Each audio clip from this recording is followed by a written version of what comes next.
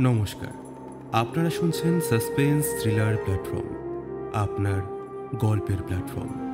আজ আপনাদের জন্য রয়েছে হেমেন্দ্র কুমার রায়ের জয়ন্ত মানিকের গল্প অনুবিশের অভিশাপ। আজকের গল্পের সূত্রাধার আমি অরূপ, গল্প পাঠে ও জয়ন্তের চরিত্রে লিও। তাহলে চলুন আর বেশি দেরি না করে শুরু করা যাক আজকের গল্প, হেমেন্দ্র কুমার রায়ের লেখা অনুবিশের অভিশাপ।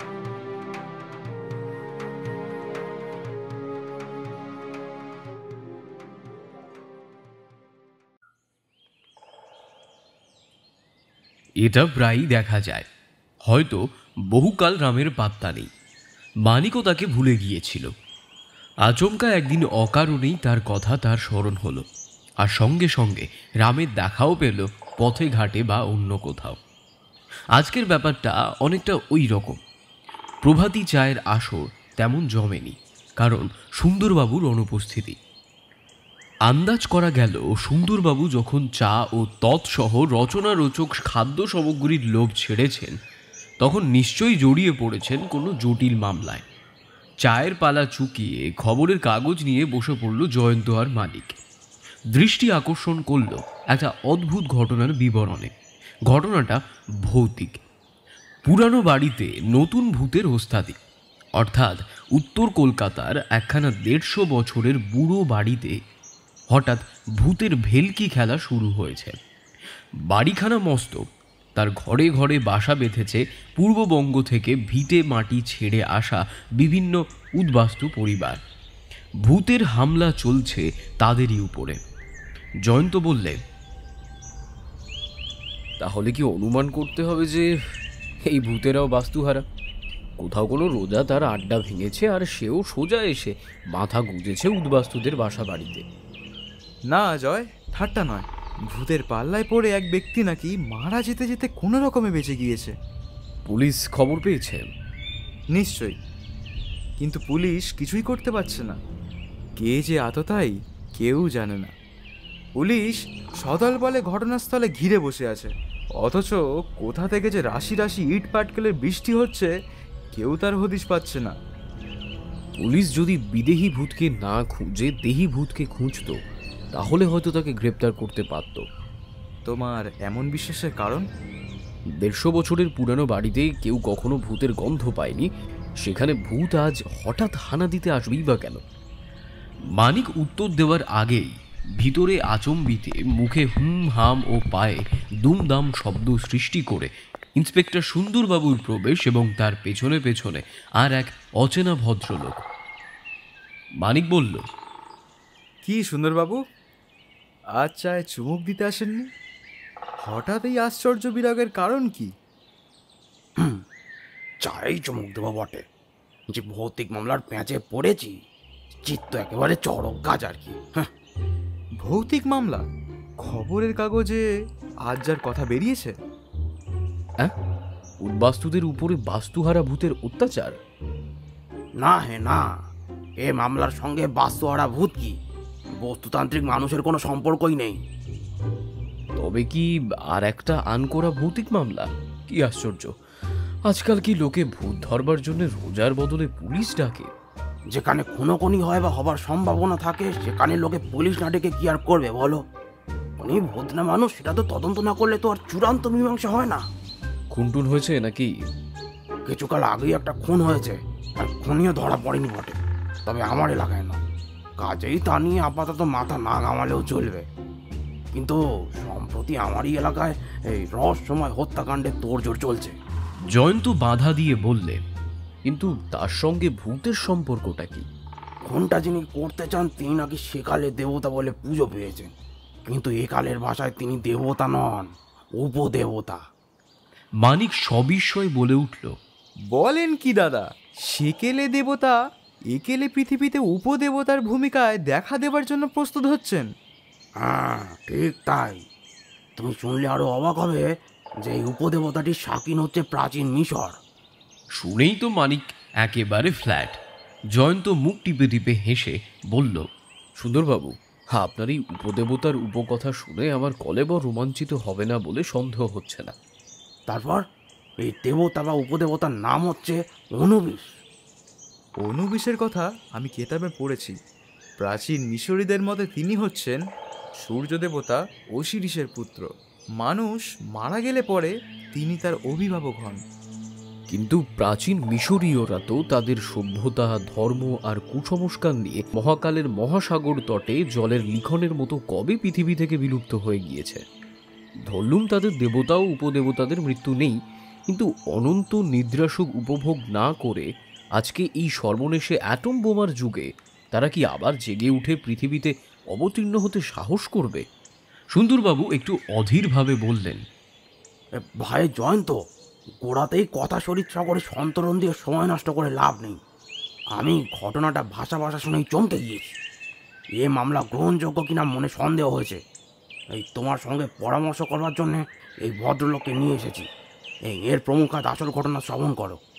এর নাম যতীন্দ্রনাথ সেন। ইনিও হচ্ছেন একজন প্রত্নতাত্ত্বিক। মাথায় খানিক সাদা, খানিক কালো, অযত্ন বিন্যস্ত দীর্ঘ কেশ, দাড়িগোপ মনে হয় ৩-৪ দিন কামানো হয়নি। মোটা কাঁচের চওড়া ফ্রেমের চশমার ভেতর থেকে দেখা যাচ্ছে চিন্তান্বিত দৃষ্টি। সাদা সিধে আধ ময়লা জামা কাপড়ে প্রসাধন পরিপাট্যের কোনো চিহ্ন নেই। পায়ে বার্নিশ না করা পাদুকা, শ্যামবর্ণ, মাঝারি আকার, হাতে একগাছা যষ্টি। তার স্থূলতা দেখলেই বোঝা যায় তাকে ধারণ করা হয়েছে শোভার্থে নয়, আত্মরক্ষার্থে। যতীনবাবু নমস্কার। আপনার নাম আমি শুনেছি। আপনি অবিখ্যাত ব্যক্তি নন। বাংলার চন্দ্রকেতু গড়ের পুরাতত্ত্ব নিয়ে পত্রিকায় আপনার সুলিখিত আলোচনা আমি পড়েছি। কিন্তু আপনার মতো নিরীহ প্রত্নতাত্ত্বিকের হাতে অমন একগাছা বেমানান বাঘ মারা লাঠি কেন? এতক্ষণ পরে মুখ খুলে যতীনবাবু বললেন, ভয়ে মশাই, ভয়ে। ভয়ে? কার ভয়? আনুবিসের। তাহলে অনুবিশ যে জাগ্রত দেবতা, এ কথা আপনি বিশ্বাস করেন? করি। বিশ্বাস আগে করতুম না, কিন্তু এখন বিশ্বাস করতে বাধ্য হয়েছি। কেন বাধ্য হয়েছেন? আনুবিস যে জাগ্রত দেবতা আমি তার প্রমাণ পেয়েছি। যতীনবাবু, আপনার কথা শুনলে লোক হাসবে। আমার সব কথা শুনলে আপনি নিশ্চয়ই হাসতে পারবেন না। উত্তম, বলুন আপনার সব কথা। আমি এমনকি আপনার বিষয় সম্পত্তি আর পরিবারবর্গের কথাও শুনতে চাই। যতীনবাবু বলতে লাগলেন, অল্প বিস্তর বিষয় আশয় আর ব্যাংকের খাতার মহিমায় আমার জীবন কাটে সুখে স্বচ্ছন্দে। লোকের মতে আমি ধনী। আর পরিবারবর্গের কথা জিজ্ঞেস করছেন? আমি বিবাহ করিনি। পরিবারবর্গ বলতে আমার সংসারে আপাতত আর কেউ নেই। 2 বিধবা সহোদরা ছিল, তারাও এখন পরলোকে। তাদের প্রত্যেকেরই একটি করে পুত্র। তারাই এতদিন আমার সঙ্গে বাস করত। একজনের নাম মুরলীধর, আর একজন সনত কুমার। কিন্তু সনত মারা পড়েছে সাম্প্রতিক দুর্ঘটনায়, আর মুরলীধর থেকেও নেই। চরিত্রের দোষের জন্য তাকে আমি ত্যাগ করতে বাধ্য হয়েছি। তাকে আমি নিজের মনের মতো শিক্ষা দিয়ে মানুষ করার চেষ্টা করেছি।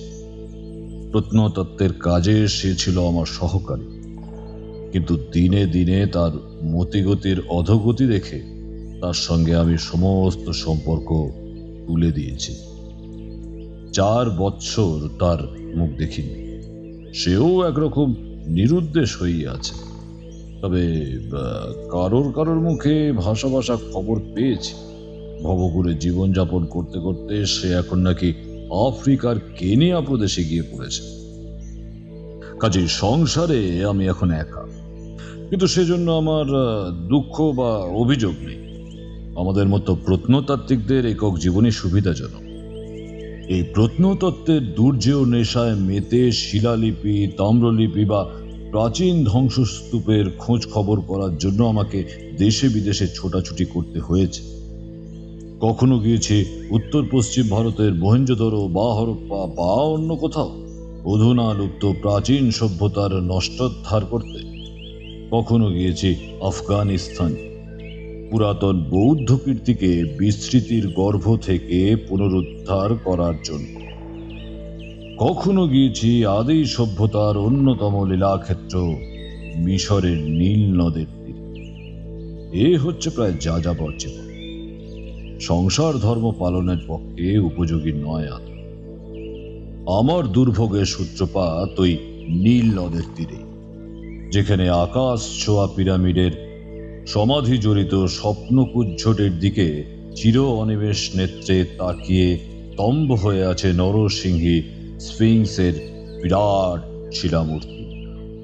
মিশরের মমি বা মশলার দ্বারা সুরক্ষিত মানুষের মৃতদেহের কথা আজ আর কারোর কাছেই অবিদিত নেই।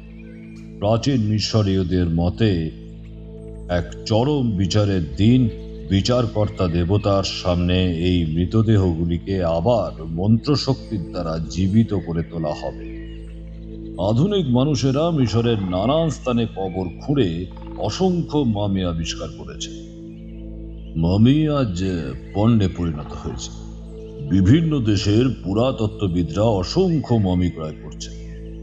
কলকাতার জাদুঘরেও একটি নারী মূর্তির প্রায় নষ্ট মামি আছে। মেমফিস নামক জায়গায় গিয়ে দেখি এক বহুদূর বিস্তৃত সমাধি ক্ষেত্র। আমার সৌভাগ্য বা দুর্ভাগ্যক্রমে জৈনিক ব্যবসায়ীর কাছ থেকে একটি 4000 বছরের মামিও কেনার লোভ সামলাতে পারলাম না। খ্রিস্টপূর্ব 2000 বছর আগে একাদশ রাজবংশের চতুর্থ মেন্তুহোতেপ যখন মিশরের অধিপতি, তখন তার রাজসভায় ছিলেন তানুতানেম নামে এক সম্ভ্রান্ত ব্যক্তি। এটি হচ্ছে তারই সুরক্ষিত মৃতদেহ। শোনা যায় মামিকে কবরস্থ করার আগে পুরোহিতরা এমন জাদুমন্ত্র পড়ে দিতে কখনো মন্দীভূত হতো না তার প্রভাব। ফলে কোনো অবিশ্বাসী ব্যক্তি মামিকে ঠাঁই নাড়া করলে সমূহ বিপদে পড়ত। 1923 খ্রিস্টাব্দে হাওয়ার্ড কার্টার ও তার সাঙ্গপাঙ্গরা রাজা তুতানখামেনের মূর্তি স্থানান্তরিত করেছিল। মন্ত্রগুণে সেই দলের প্রধান প্রধান ব্যক্তিরা নাকি মারা পড়েছিল অভাবিত আকস্মিক দুর্ঘটনায়। পুরোহিত কিংবা দেবতার অভিশাপ গিয়েছিল তাদের সঙ্গে সঙ্গে। কিন্তু আমার ধারণা ছিল এসব হচ্ছে বাজে কুসংস্কার। বিশ্বাসের অযোগ্য একজন মিশরী ভদ্রলোক আমাকেও মমি কিনতে মানা করে ভয় দেখিয়েছিল যে এই মৃতদেহ মিশরের বাইরে নিয়ে গেলে আমাকেও মারাত্মক বিপদের সম্মুখীন হতে হবে। কিন্তু তার কথা আমি হেসেই উড়িয়ে দিয়েছিলাম। মমিটিকে নিয়ে স্বদেশে ফিরে এসে আমি নিজের সংগ্রহশালায় রক্ষা করেছি। দেশে ফেরার পর প্রথম 6 মাসের মধ্যে কোনো উল্লেখযোগ্য ঘটনা ঘটেনি। কিন্তু তারপরেই মিশরের রাজধানী কায়রো থেকে আমার কাছে আসে ইংরেজি ভাষার টাইপরাইটারে লেখা একখানা বেনামি চিঠি। তাতে এই বলে আমাকে সাবধান করে দেওয়া হয় যে আমি যদি 1 মাসের মধ্যে তানুতামেনের মমিকে পুনরায় মিশরে পাঠিয়ে না দিই, তবে আমাকে বিষম বিপদের আবর্তে পড়তে হবে। পত্রের তলায় প্রেরকের নামের পরিবর্তে শুধু লেখা ছিল শুভার্থী বন্ধু। কিন্তু তথাকথিত শুভার্থী বন্ধুর উপদেশ মানতে পারিনি। প্রচুর মূল্য দিয়ে মামিটি কিনেছিল। কোনো ধাপ্পাবাজের উড়ো চিঠিতে ভয় পেয়ে হারাতে রাজি ছিলুম না। দেখতে দেখতে কেটে গেল 1 মাস।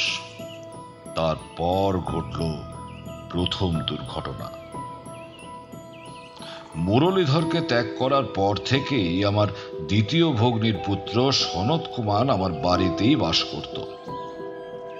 সে ছিল অত্যন্ত সৎস্বভাব, বিনয়ী ও অধ্যয়নশীল। আমার সেবায় ছিল তার পরম আনন্দ।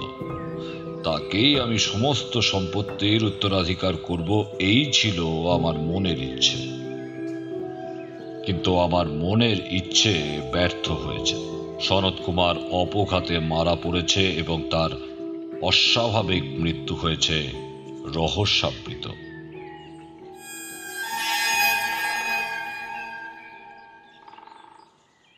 এই পর্যন্ত শুনে জয়ন্ত বাধা দিয়ে বললে, আপনার ভাগ্নের মৃত্যুকে রহস্যবৃত বলছেন কেন? কারণ তার সঙ্গে অপার্থিব ব্যাপারের সম্পর্ক আছে। অপার্থিব ব্যাপার বলতে আপনি কি বোঝেন জানি না, কিন্তু আমি এখানে কয়েকটি প্রশ্ন করতে চাই। আমার প্রথম প্রশ্ন হচ্ছে, সনৎবাবু কতদিন আগে মারা পড়েছেন? ঠিক 1 মাস আগের রাত্রিকালে। পুলিশের মতো কি এটা হত্যাকাণ্ড? নিশ্চয়ই। এ সম্বন্ধে বতদ্বৈধ হতে পারে না। কেউ বিষাক্ত তীর ছুঁড়ে তাকে হত্যা করেছে। বক্ষে তীরবিদ্ধ অবস্থায় সনতের মৃতদেহ পাওয়া যায়। এ বিষয়ে আরো কিছু জানতে চাই। সনতের মৃতদেহ পড়েছিল ঘরের মেঝের উপর। ঘরের দরজা বন্ধ ছিল, জানালা খোলা ছিল। ঘরে আলো জ্বলছিল বোধহয়। আজ্ঞে হ্যাঁ। সব বুঝতে পারছি। কেউ বাইরে থেকে তীর ছুঁড়ে সনদবাবুকে হত্যা করেছেন। পুলিশও তাই বলে। পুলিশ কাউকে সন্দেহ করেছেন? কার উপর সন্দেহ করবে? সনদ ছিল অজাত শত্রু। তার মৃত্যুতে ক্ষতিগ্রস্ত হয়েছে কেবল আমি। বোধ করি হত্যাকারীর উদ্দেশ্য ছিল তাই। এইবারে আসল প্রশ্নে আসা যাক। যতীনবাবু, আপনার মতে সনদবাবুর মৃত্যুর সঙ্গে অপার্থিব রহস্যের সম্পর্ক আছে এমন বিশ্বাসের কারণ কি? প্রথমত, সনতের বুকে যে তীরগাছা বিদ্ধ ছিল তা আধুনিক নয়। হাজার হাজার বছর আগে প্রাচীন মিশরে সেই রকম তীর ব্যবহার করা হতো। সেরকম অনেক তীর প্রাচীন ধ্বংসস্তূপের মধ্যে আজও পাওয়া যায়। তারপর? দ্বিতীয়ত, তীরের সঙ্গে সংলগ্ন ছিল একখানা কাগজ, কিন্তু সেখানা সাধারণ কাগজ নয়। তবে? সেখানে বাঙালিরা লেখার জন্য ব্যবহার করত তাল পাতা। মিশরে আজও পাপাইরাস নামে একরকম জলজ তৃণ পাওয়া যায়। প্রাচীন মিশরীরা সেই তৃণ থেকে কাগজ তৈরি করে লেখার জন্য ব্যবহার করা হতো। এই কথা আমরাও জানি। তীরের সঙ্গে সংলগ্ন কাগজখানা ছিল সেই রকম, আর তার উপরে লেখা ছিল 2টি শব্দ। প্রাচীন মিশরীয়রা লিখত তো চিত্রাক্ষরে, যাকে হায়ারোগ্লিফিক্স বলা হয়। আজ্ঞে হ্যাঁ, সে হচ্ছে একরকম সাংকেতিক ভাষা। বিশেষজ্ঞ ছাড়া অন্য কেউ পড়তে পারে না। আপনি পড়তে পারেন তো? নিশ্চয়। সেই কাগজে কি লেখা ছিল? আনুবিসের অভিশাপ।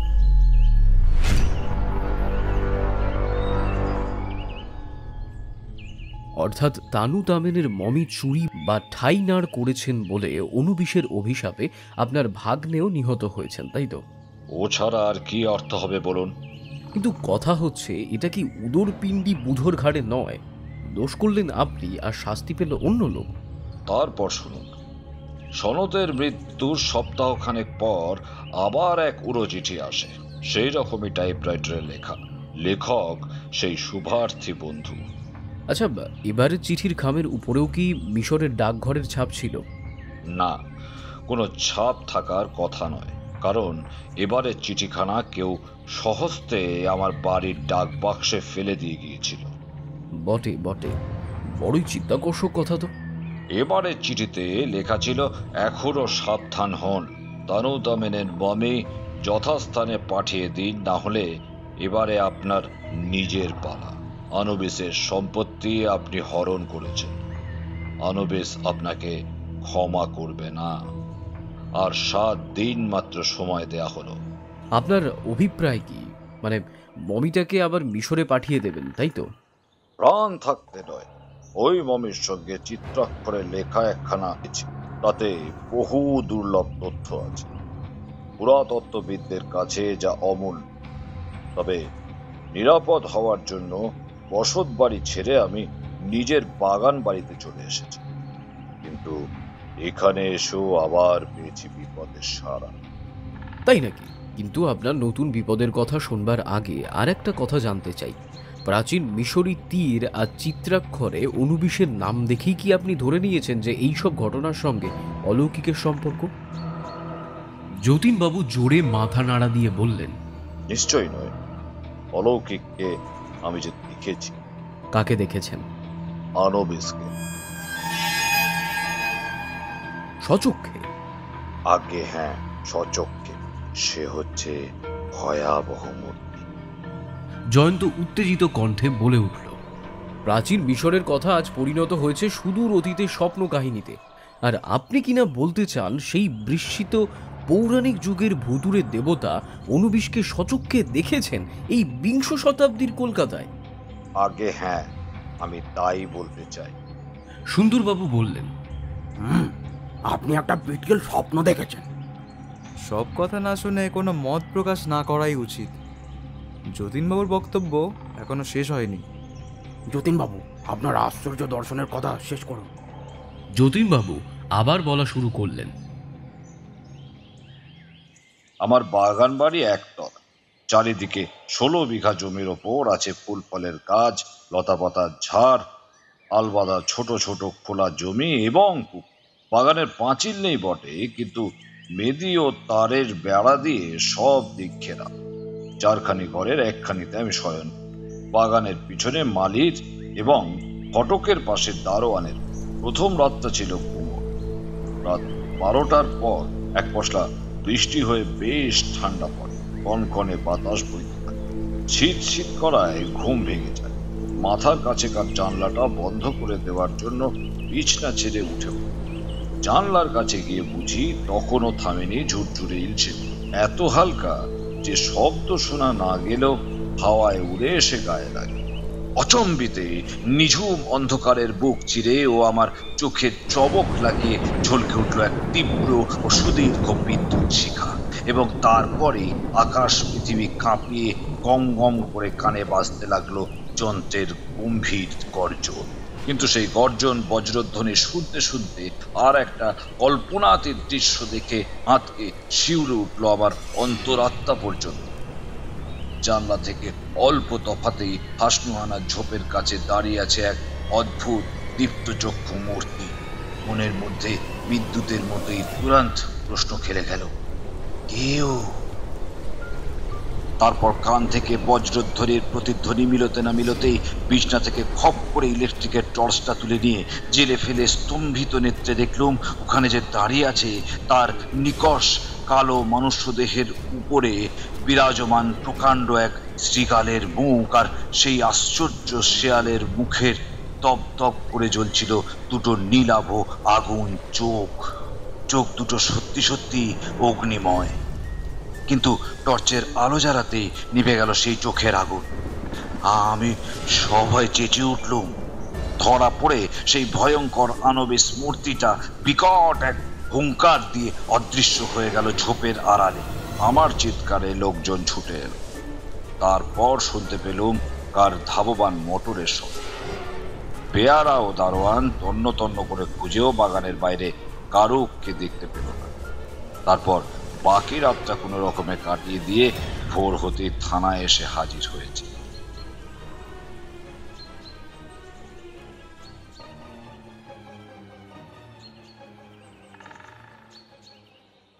সব শুনে জয়ন্ত চুপ করে কি যেন ভাবতে লাগলো। সুন্দরবাবু বললেন, বলো তো ভাইয়া জয়ন্ত, এমন উদ্ভট মামলা নিয়ে পুলিশ কি করতে পারে? শিয়াল মুখো আগুন চোখা মানুষ খেকো ভূত? কেন বাপু, ভূত কি অন্য কোনো রকম ভদ্রমূর্তি ধারণ করতে পারলে না? দেহ মানুষের, মুখ শিয়ালের, চোখ আগুনের। দেখ, যা নয় তাই। যতীনবাবু বললেন, মশাই, প্রাচীন মিশরের দেবতা আনুবিসের মুখ ছিল শ্রীগালের। দেবতার এমন যাচ্ছে তাই জানুয়ারি বুদ্ধি হয়? আমি এ কথা বিশ্বাসই করি না। শিয়াল মুখো দেবতাকে কেউ আবার পুজো করে নাকি? কখনো না। সেকালে মিশরে এমন সব দেবতাও পুজো পেতেন যাদের মুখ ছিল কারুর ভেড়া, কারুর গরু, কারুর সিংহ, কারুর বক বা বাজ পাখির মতো। আরে ছি, এই যে দেবতাদের অপমান। তাহলে আমাদের অর্থাৎ হিন্দুদের তো দোষী বলতে হয়। গণেশের হাতির মতো মুখের কথা ভুলে যাবেন না। তার উপর আছেন নৃসিংহ দেবতা। আবার পুরনো মন্দিরে বিষ্ণুর নরবরাহ মূর্তিও দেখা যায়। ওসব বাজে কথা যেতে দিন। আচ্ছা যতীনবাবু, ওই শিয়ালমুখো বিদেশি দেবতাকে দেখতে গিয়ে ভয়ে আপনার চোখের ভ্রম হয়নি তো? ভ্রম? অসম্ভব। প্রাচীন চিত্রে আর ভাস্কর্যে আমি আনুবিসের যেরকম আঁটো ছোট জামা আর বিশেষ ধরনের তৈরি হাঁটুর উপর পর্যন্ত ঝোলানো খাটো কাপড় দেখেছি, আমার বাগানের শেয়ালমুখো মূর্তিটার পরনেও ঠিক সেই রকম পোশাকই ছিল। মুখ, দেহ, সাজ পোশাক সব হুবহু মিলে গেছে। আপনার কথা মানলে বলতে হয় ওই অনুবিজ হচ্ছে মরাদের রক্ষক, অর্থাৎ গোরস্থানের দেবতা। এমন বিচ্ছিরি ভূতের দেবতাকে ঘাঁটিয়ে লাভ কি মশাই? তানু তামেনের শুকনো মরাটা মানে মানে ফিরিয়ে দিলেই তো সব লেটা চুকে যায়। আপনারও প্রাণ রক্ষা হয়, আমরাও হাঁপ ছেড়ে বাঁচি। যতীনবাবুর মুখে ফুটল দৃঢ় প্রতিজ্ঞার ভাব। দুই হাত মুষ্টিবদ্ধ করে তিনি বললেন, ফিরিয়ে দেব বলেন কি? তাহলে পুরাতত্ত্ববিদের গোঁ আপনি জানেন না। গোঁ বজায় রাখার জন্য আমি শেষ পর্যন্ত চেষ্টা করে দেখি। সুন্দরবাবু বিরক্ত মুখে বললেন, অর্থাৎ আমাদের জ্বালিয়ে আর খাটিয়ে মারবেনি না মশাই। পুলিশ ভূত ধরার বেশাদি করে না, আপনি ভালো রোজার তল্লাশ করুন। কি বলো ভাই জয়ন্ত? সুন্দরবাবুর প্রশ্নের জবাব না দিয়ে জয়ন্ত বললে, যতীনবাবু, মমিটা প্রত্যাপন্ন করবার জন্য আপনাকে 7 দিন সময় দেওয়া হয়েছিল, তাই তো? সেই 7 দিনের কয়দিন আর বাকি আছে? বাকি নেই। গতকাল ঠিক 7 দিনের মাথায় আনুবিসের দেখা পেয়েছি। তাহলে পত্র লেখকের কথায় বিশ্বাস করলে বলতে হয় এখন যে কোনো মুহূর্তে আপনার জীবন বিপন্ন হতে পারে। আগে হ্যাঁ। কাল রাত্রে সেই শিয়ালমুখ মূর্তিটাকে আপনি বাগানে হাসনুহানার ঝোপের কাছে দেখেছিলেন। আচ্ছা, মূর্তিটা অদৃশ্য হওয়ার সঙ্গে সঙ্গেই একখানা চলন্ত মোটরের শব্দ শুনেছিলেন? শুনেছিল। শব্দটা আসছিল বাগানের কোন দিক থেকে? পিছনের দিকে থাকে। সেদিকে মোটর চালাবার উপযোগী রাস্তা আছে? একটা সরু কাঁচা রাস্তা আছে বটে, কিন্তু দিনেও সেদিকে গাড়িতে চড়ে বা পায়ে হেঁটে কারুকে বড় একটা যাতায়াত করতে দেখি। আর রাতে তো নয়, সেদিকে আছে কেবল পুরো জঙ্গলে জঙ্গল। যতীনবাবু, মূর্তিটার দেখা পাবার আগেই তো এক পশলা বৃষ্টি হয়ে গিয়েছিল, তাই না? আগে হ্যাঁ, বেশ এক বছর। জয়ন্ত চেয়ার ছেড়ে উঠে দাঁড়িয়ে বললে, সুন্দরবাবু, গা তুলুন, আমরা যতীনবাবুর বাগান বাড়িতে যাত্রা করব। কেন হে, তুমি কি আজগুবি মামলাটার ভার নিতে চাও? তা চাই বই কি, কিন্তু মনে রেখো, শেষটা এর ভার দুর্বহ আর দুঃসহ হতে পারে। হলেও সে ভার নামাবার শক্তি আমার আছে। উঠুন। কলকাতা থেকে বেশি দূরে নয়, মাত্র মাইল 12 পথ। তারপরেই যতীনবাবুর বাগান বাড়ি। বেশ সাজানো বাগান। বাড়িখানা বাংলো ধরনের, ছোট হলেও দৃষ্টি আকর্ষণ করে। একেবারে শয়ন গৃহে ঢুকে জয়ন্ত জিজ্ঞেস করলে, যতীনবাবু, কোন জানলা থেকে আপনি সেই মূর্তিটা দেখেছিলেন? যতীনবাবু অঙ্গুলি নির্দেশ করে দেখিয়ে দিলেন। জয়ন্ত জানলার কাছে গিয়ে দাঁড়িয়ে বাইরের দিকে দৃষ্টি চালনা করে বললে, কালকের এক পশলা বৃষ্টি গাছপালার ময়লা ধুয়ে দিয়েছে। সোনালি রোদের রঙে রঞ্জিত হয়ে ওই হাসনুহানা ঝোপটার শ্যামলতা সুন্দর দেখাচ্ছে। যতীনবাবু, ওইখানেই কি সেই বিভীষিকার আবির্ভাব হয়েছিল? আগে হ্যাঁ। উত্তম, চলুন ওইখানে। সুন্দরবাবু অধীরভাবে বললেন, ভায়া, তুমি কি এখনই ওই ঝোপের মধ্যে কোনো অসম্ভব নরশ্রীগালকে আবিষ্কার করতে চাও? জয়ন্ত অগ্রসর হতে হতে বললে, দেখা যাক, অন্তত ওখানে একটা কিছু দেখতে পাবো বলেই আশা করছি। বোধহয় অশ্বডিম্ব। জয়ন্ত জবাব দিলে না। মানিক কিন্তু সুন্দরবাবুর মেজাজকে গরম করার এমন সুযোগ ছাড়তে পারল না। হেসে বলল, ওখানে অশ্বডিম্ব পাওয়া গেলে আমি তার অমলেট বানিয়ে আপনার জঠরাগ্নি নেবানোর চেষ্টা করবো সুন্দরবাবু। সুন্দরবাবু রেগে কটমট করে মানিকের দিকে তাকিয়ে বললেন, স্থানে অস্থানে তোমার ফাজলামি আর ভালো লাগে না মানিক। কিন্তু অমলেট আপনার ভালো লাগে তো? বিশেষ অশ্বডিম্বের অমলেট, মস্ত বড় কিন্তু। সুন্দরবাবু নিরুত্তর।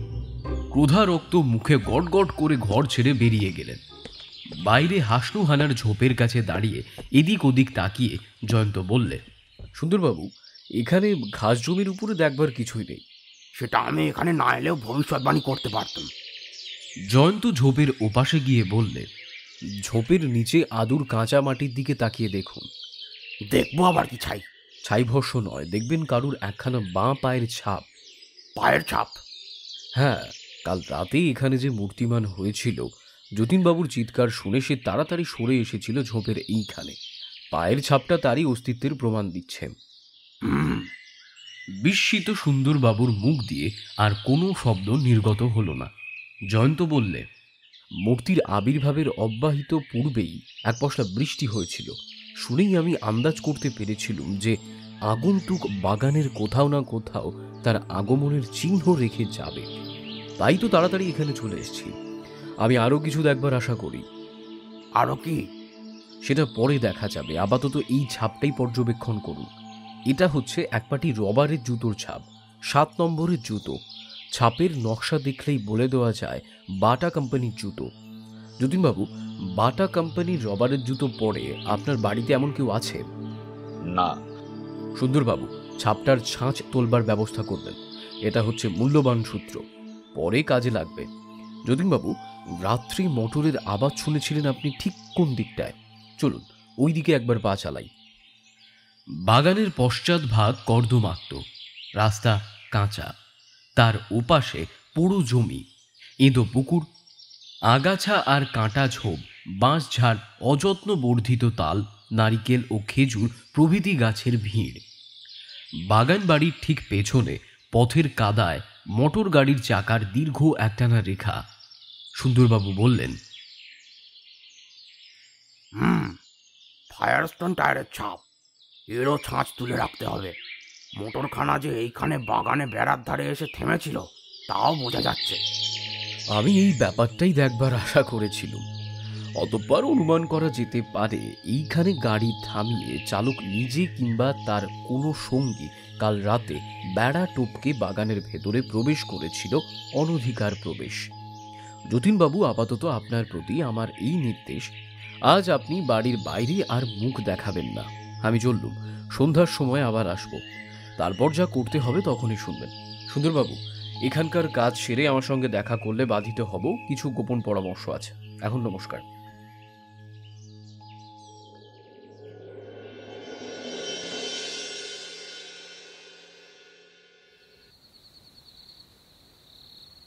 সন্ধ্যার মুখেই জয়ন্তের সঙ্গে মানিক আবার বাগান বাড়িতে গিয়ে হাজির হলো। যতীনবাবু একটা ঘরের বাইরের দিকটা সব জানলা বন্ধ করে ভয়ে জুজুথুপু হয়ে বসেছিলেন। আবির্ভাবে মুখে হাসি ফুটিয়ে তিনি উঠে দাঁড়িয়ে বললেন, আপনাদের দেখে যেন ধরে প্রাণ এলো। এতক্ষণ একা বসে বসে দিকে দিকে শুনছিলুম যেন অমঙ্গলের ভয়াবহ পদধ্বনি, যেন হাজার হাজার বৎসরের ওপার থেকে মিশরের মৃত্যুস্তম্ভ প্রাচীন সমাধিভূমি ছেড়ে অন্ধকারের কোনো ভয়ঙ্কর বাসিন্দা কত সাগর নদী মরু পর্বত ডিঙিয়ে ধেয়ে আসছে আমারই উদ্দেশ্যে।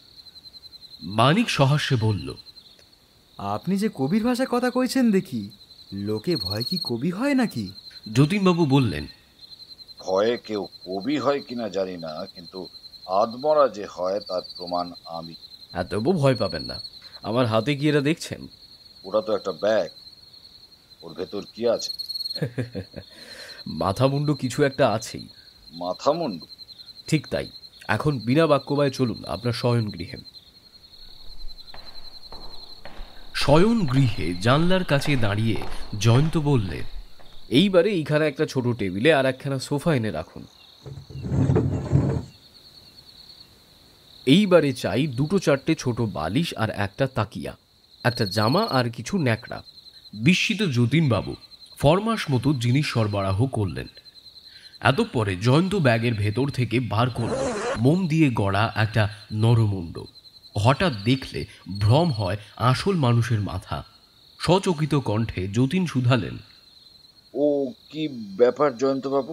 রহস্যময় হাসি হাসতে হাসতে নিরুত্তর মুখে জয়ন্ত সোফার উপরে তাকিয়ে রেখে তার উপরে জামা পরালে। তারপর ন্যাকড়াগুলো গুঁজে দিলে এখানে ওখানে এবং তাকিয়ার ঊর্ধ্বদেশে স্থাপন করলে সেই কৃত্রিম নরমুণ্ডটা। তারপর ঘরের বাইরে বাগানে গিয়ে জানলা দিয়ে ঘরের ভেতর দিকে তাকিয়ে চুপ করে দাঁড়িয়ে রইলে কিছুক্ষণ। হতভম্ব যতীনবাবুর মুখে এতক্ষণ পরে কথা ফুটল। মানিককে বলল, আপনার বন্ধু কি করতে চান বলুন দেখি। এখনই শুনতে পাবেন, ধৈর্য ধরুন। কিন্তু ওই নকল নরমুণ্ডটা? ওটা এসেছে থিয়েটারের সাজঘর থেকে। মঞ্চের উপরে সময় সময় কাটা নরমমুণ্ড দেখানোর দরকার হয় কি না? তবু যতীনবাবুর মুখ দেখে মনে হলো না অন্ধকারের মধ্যে তিনি এক ফোঁটা আলো দেখতে পেয়েছেন। জয়ন্ত ঘরের ভেতরে এসে বললে, বাগান থেকে কি দেখলুম জানেন যতীনবাবু? টেবিলের দিকে মুখ করে সোফার উপরে বসে আছেন, ঠিক যেন আপনি। আমি? তাছাড়া আবার কে? বালিশ তাকিয়া প্রভৃতি সোফার পেছন দিক থেকে দেখা যাচ্ছিল না। দেখতে পেলুম কেবল আপনার মাথাটা। এটা আপনার শোবার ঘর, এখানে রাত্রে আপনি ছাড়া আবার কে থাকবে? কিন্তু ঠিকই ভুল হলো যে মশাই। ওই প্রীতি কিচ্ছিরি মুন্ডটাকেও আমার বলে সন্দেহ করবে না। মশাই গো, ভুলে যাচ্ছেন একে রাত্রিকাল, তাই বাগানের দর্শক থাকবে দূরে। তার উপরে অধিকতর সাবধানতার জন্যে ঘরে আজ স্বল্প শক্তির একটি মাত্র ইলেকট্রিক বাল্ব জ্বালাবার ব্যবস্থা করা হবে। কৃত্রিম মুখটাকেও সম্মুখ থেকে দেখা যাবে না। ওর মাথার পেছনে আছে ঠিক আপনারই মতো কাঁচা পাকা লম্বা চুল, সুতরাং দর্শকের চোখের ভুল হওয়া অনিবার্য। আমার কথায় বিশ্বাস না হয় আপনি নিজেও একবার বাগানে গিয়ে চক্ষুকর্ণের বিবাদ ভঞ্জন করে আসুন না। যতীনবাবু চোখ কপালে তুলে শিউরে উঠলেন। বাপরে, বলেন কি? সন্ধে উত্তীর্ণ হয়ে গেছে, এই অন্ধকারে আমি যাব বাগানে? সে তো হবে আত্মহত্যারই স্বামী। না মশাই, আমি না দেখেই আপনার কথা বিশ্বাস করছি, কিন্তু আপনার অভিপ্রায় তো আমার বোধগম্য হচ্ছে না। এত তোড়জোড় কিসের? আজ রাত্রে বাগানে আবার যদি অনুবিশের অশুভ আগমন হয়, তবে নাগালের ভিতরে আপনার জলজ্যান্ত মাথাটা পেয়ে সে জানলা পথে নিশ্চয়ই বিষাক্ত তীর নিক্ষেপ করতে বিলম্ব করবে না। 7 দিন কেটে গেছে, কাল তার মনস্কামনা পূর্ণ হয়নি, তাই আজ হবে। ওরে বাবা, আমি তখন কোথায় থাকবো? আপনাকে অন্য কোনো ঘরে ঘাপটি মেরে থাকতে হবে। একলা? তা নয়তো কি? আর আপনারা? আমরা এখনই বিদায় হব। আর আমি এখানে বলির পাঁঠার মতো কেঁপে মরব? কিংবা আমার হৃদযন্ত্রের ক্রিয়া ফস করে বন্ধ হয়ে যাবে? খাসা ব্যবস্থা। কেন, এখানে আজকে পুলিশ মোতায়েন করা যায় না? না, অনুবিশ পুলিশকে ভালোবাসে না, তবে আবার আমরা আসবো বই কি। কিন্তু আমি পটল তোলার পরে বোধহয়। ভয় নেই মশাই, ভয় নেই। ভরসাও নেই।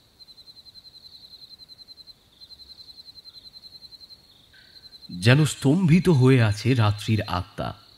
কৃষ্ণা নিশীথির উষ্ণ নিঃশ্বাস বায়ু যেন বনে বনে মুহুর্মুহু জাগিয়ে তুলছে দুঃসহ যন্ত্রণার আত্ম আকুতি। পথিকহীন পল্লী পথ মনে আনে ভয়ের শিহরণ। কোথাও নেই মানুষের সাড়া। অন্ধ বসুন্ধরা এখন যেন পরিণত হয়েছে অমানুষের বিচরণ ক্ষেত্রে। কোনো কাল ভৈরবের পদার্পণের জন্য মঞ্চ প্রস্তুত হয়ে আছে। যতীনবাবুর বাগান বাড়িও অন্ধকারে আচ্ছন্ন। কেবল একটা ঘর ছাড়া, সেখানে জানলা পথে অনুজ্জ্বল আলোকে দেখা যায় একটি আসনে আসীন মনুষ্য মূর্তি বাইরের দিকে পেছন ফিরে টেবিলের উপরে ঝুঁকে পড়ে যেন এক মনে কোনো পুস্তক পাঠ করছে। আচম্বিতের নিশীথের নীরবতাকে ঘড়ঘড় শব্দে যেন করাত দিয়ে কাটতে কাটতে বাগান বাড়ির নিকটস্থ হয়ে একখানা মোটর গাড়ি হঠাৎ আবার স্তব্ধ হয়ে পড়ল। বাগানের একটা ঝোপ একটু দুলে উঠল, যেন কোনো আসন্ন সম্ভাবনার ইঙ্গিত। কোনো গাছের পত্রা অন্তরালে জাগল একাধিক পক্ষীর কাতর চিৎকার, যেন তারা পেয়েছে অভাবিত অপার্থিব অমঙ্গলের সন্ধান। একটা পথচারী কুকুরও হঠাৎ ভয়ার্থ চিৎকার করতে করতে ক্রমে দূরে পালিয়ে গেল। চারিদিকে কি এক মারাত্মক ষড়যন্ত্রের আভাস। পুকুর পাড় দিয়ে অন্ধকারের চেয়েও কালো কি একটা ভয়াল অপছায়া ধীরে ধীরে বাগান বাড়ির আলোর দিকে এগিয়ে চলেছে অত্যন্ত নিঃশব্দে। তার ওপর দিকে আঁধারের মুখ দেখা যায় না, কিন্তু স্পষ্ট দেখা যাচ্ছে দুটো রোমাঞ্চকর অগ্নিময় বিভৎস চক্ষু, নীলাভ তার দীপ্তি। আলো জ্বালা ঘরের কাছ বরাবর গিয়ে দীপ্ত চক্ষু ছায়ামূর্তিটি হঠাৎ দাঁড়িয়ে পড়ল। কয়েক মুহূর্ত পরে কি একটা শব্দ হলো এবং সঙ্গে সঙ্গে দেখা গেল ঘরের ভেতরকার উপবিষ্ট মনুষ্য মূর্তির মুন্ডটা ঠিকরে পড়ল নিচের দিকে। পর মুহূর্তে তোলপাড় করে উঠল হাসনুহানার ঝোঁক এবং সঙ্গে সঙ্গে জাগল একটা হিংস্র পাশবিক গর্জন। তারপরেই ভীষণ কুস্তাকুস্তি ধস্তাধস্তি মাটির উপরে একটা ভারী দেহবদনের শব্দ। জয়ন্তের কণ্ঠ শোনা গেল, মানিক, মানিক, তুমি চটপটের হাতে কড়া পরিয়ে দাও, সঙ্গে দড়ি এনেছি, তোভাগার পা দুটো বেঁধে ফেলো একেবারে। তখনও ঘুটঘুটে অন্ধকারে নজর চলে না, কিন্তু দেখা যেতে লাগলো দুটো জলজলে আগুন চোখ। মানুষের নাকপাশে বাধা পড়ল কি কোনো অমানসিক শয়তান? তাও কি সম্ভব? আচমকা বাগানের পেছন দিক থেকে ভেসে এলো দুইবার রিভলভারের শব্দ এবং বহু কণ্ঠের হৈ হৈ রই রই শব্দ। মহাধুন্ধুবার, তারপরে একটা তীক্ষ্ণ বংশী ধ্বনি। জয়ন্ত সানন্দে বললেন, সুন্দরবাবুর সংকেত শুনে বুঝেছি আরও কেউ বা কারা যেন ধরা পড়ল। আমাদের বন্দি সফল হয়েছে মানে। এদিকে হট্টগোল শুনে লণ্ঠনধারী বেয়ারা ও ষষ্ঠীধারী দারোয়ানদের সঙ্গে বন্দুকধারী যতীনবাবু হন্তদন্ত হয়ে বাগানে ছুটে এসে উৎকণ্ঠিত স্বরে বলে উঠলেন, কি হলো, কি হলো, এত হট্টগোল কেন? জয়ন্ত হাসি মুখে বললে, হানাদাররা হাতে নাতে ধরা পড়েছেন, এই দেখুন একজনকে। লণ্ঠনের আলোয় দেখা গেল মাটির উপরে লম্বা বান হয়ে হাঁপড়ের মতো হাঁপাচ্ছে একটা অদ্ভুত বিজাতীয় পোশাক পরা কৃষ্ণকায় মূর্তি। মুখ তার শৃগালের মতো, কিন্তু সেই শৃগাল মুখের উপর থেকে নিভে গেছে তখন দবদবে নীলাভ দৃষ্টি। যতীনবাবু আঁতকে উঠে দুপা পিছিয়ে পড়ে বললেন, কি সর্বনাশ! সর্বনাশ নয় মশাই, সর্বরক্ষা, এই দেখুন। চমৎকৃত হয়ে যতীনবাবু বলে উঠলেন, এ আবার কি? চলো না। কে এই লোক? চিনতে পারছেন না? একে জীবনে কখনো দেখিনি। এমন সময় ঘটনাস্থলে এসে হাজির হলেন সবেগে ও সদল বলে সুন্দরবাবু। এসেই বলে উঠলেন, এক বেটাকে বাগানের ভিতরে পাঠিয়ে দিয়ে আর এক বেটা মোটরে গুম হয়ে বসেছিল। আমরা ধরতে যেতেই বেটা আবার রিভলভার ছুটতে শুরু করেছিল। এসে ভাই, ওটাকে টেনে নিয়ে আয় তো এদিকে। আমাকে টিপ করে গুলি ছোড়া, বাজি ছুঁচো ও লোক। হাতকড়ি বন্ধ অবস্থায় যাকে টেনে হিঁচড়ে কনস্টেবলরা সামনে এনে হাজির করল, তাকে দেখেই যতীনবাবু বিপুল বিস্ময় একেবারে থ। কি যতীনবাবু, একে চেনেন নাকি? এ যে আমার দেশত্যাগী ভাগ্নে মুরলীধর। বেরুল জয়ন্তের রূপময় শামুক নস্যিদানি। খুশি মুখে নাকে নস্য গুঁজতে গুঁজতে সে বলল, যা যা আন্দাজ করেছিলুম হুবহু মিলে যাচ্ছেন। যতীনবাবু শয়ন গৃহে গিয়ে দেখে আসুন, মুরলীধর প্রেরিত দূতের বান ঘাতে আপনার নকল মুন্ডটা এখন মেঝের উপর গড়াগড়ি খাচ্ছেন। চেয়ে দেখুন, এখানেও পড়ে রয়েছে ওর হস্তচ্যুত ধনুকখানা। যতীনবাবু অভিভূত কণ্ঠে বললেন, এসব কথা তো আমার বিশ্বাস হচ্ছে না। কিন্তু বিশ্বাস আপনাকে করতে হবে, শুনুন তবে সব কথা।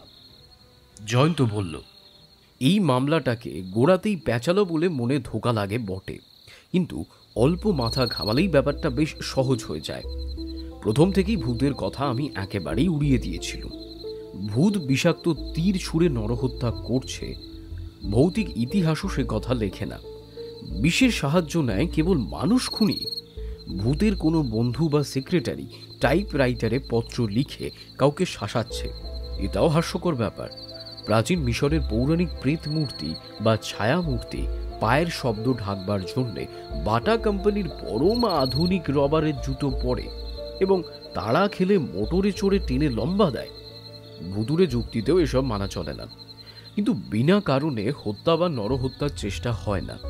ভূত ঘটিত ব্যাপারগুলো যদি অস্বীকার করি, তবে সনৎ কুমারকে হত্যা আর যতীনবাবুকে মারাত্মক আক্রমণ করার মূলে কোনো উদ্দেশ্য থাকতে পারে। নিজের মনের ভেতর থেকেই জিজ্ঞাসার জবাব পেল। যতীনবাবু ধনী ও নিঃসন্তান, তার সম্পত্তির লোভেই কেউ এইসব কুকার্য করছে। যতীনবাবু ও সনৎ কুমারের অবর্তমানে সম্পত্তির মালিক হতে পারে কে? নিশ্চয়ই যতীনবাবুর অন্যতম ভাগ্নেয় ও সনৎ কুমারের মাস্তুত ভাই মুরলীধর। তার পরিচয় দিয়েছেন যতীনবাবু নিজে স্বয়ং।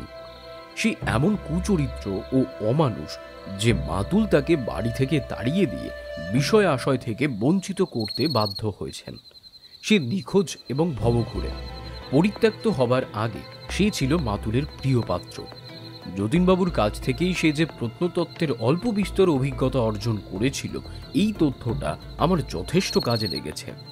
আর একটা উল্লেখযোগ্য তথ্য হচ্ছে, ভাষা ভাষা খবর পাওয়া গিয়েছিল যে মুরলীধর নাকি আফ্রিকার প্রবাসী হয়েছে। আমি আন্দাজ করলাম আফ্রিকায় থাকতে থাকতেই সে মাতুলের মমি কেনার কথা জানতে পারে এবং তারপরেই সে শয়তানি বুদ্ধির দ্বারা চালিত হয়ে এই সুযোগটা গ্রহণ করে। মমি স্থানান্তরিত করলে মারাত্মক অভিশাপগ্রস্ত হতে হয়। এই চলতি কুসংস্কারটাও সে কাজে লাগাতে ছাড়েনি। কিন্তু প্রত্নতত্ত্ব বিদ্যা বিশারদ মাতুল যে প্রাণ ভয় মমিকে হাতছাড়া করতে রাজি হবেন না, এটা জেনেই সে আট ঘাট বেঁধে কার্যক্ষেত্রে অবতীর্ণ হয়েছিল। অনুবিশের ছদ্মবেশে যে ব্যক্তি ধরা পড়েছে সে হচ্ছে তারই আজ্ঞাবহ এবং পাপকর্মের সঙ্গী। খুনের স্বরূপ যদি কেউ ধরে ফেলে, তাই অনুবিশের ছদ্মবেশ আর রূপকথার প্রয়োজন হয়েছে। ওর মধ্যে পুলিশকেও বিপথে চালাবার গোপন অভিসন্ধিত আছেই। আর অগ্নিময় চক্ষু রহস্য, ওটা হচ্ছে ওই রাসায়নিক প্রক্রিয়ার ফল। অর্থাৎ ওই ফসফরাস ঘটিত জ্বালাকি সহজেই সাধারণ মানুষের চোখে ধাঁধা দেওয়া যায়। সাদা ফসফরাস অন্ধকারে জ্বলে। আমার আর কিছু বক্তব্য নেই। যতীনবাবুর মুখ দিয়ে কোনো কথা ফুটল না, কেবল কাতরভাবে একটা অব্যক্ত শব্দ করে তিনি অবসন্নের মতো বসে পড়লেন। সুন্দরবাবু বললেন, কথায় কথায় লোকে বলে জম জামাই ভাগনা তিন নয় আপনা। হায় রে হায়, সেই কথায় তো দেখছি সত্য হয়ে দাঁড়ালো। কথার কথা ছেড়ে দিন সুন্দরবাবু, এমন ভাগ্নে হাজারে একটাও হয় না। আসল কথা কি জানেন, সুজনের স্বজন সর্বজন, কিন্তু দুর্জন কাউকে স্বজন বলে মানে না।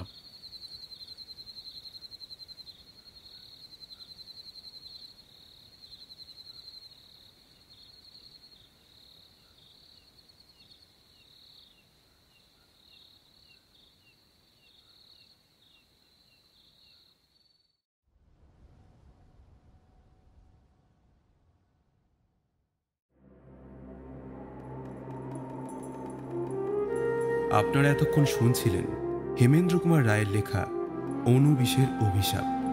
গল্পটি আপনাদের কেমন লাগলো তা নিচে কমেন্ট সেকশনে জানাতে ভুলবেন না, এবং যারা চ্যানেলে নতুন তারা প্লিজ আমাদের চ্যানেলটিকে সাবস্ক্রাইব করে দিন। তাহলে আজকের জন্য এই পর্যন্তই।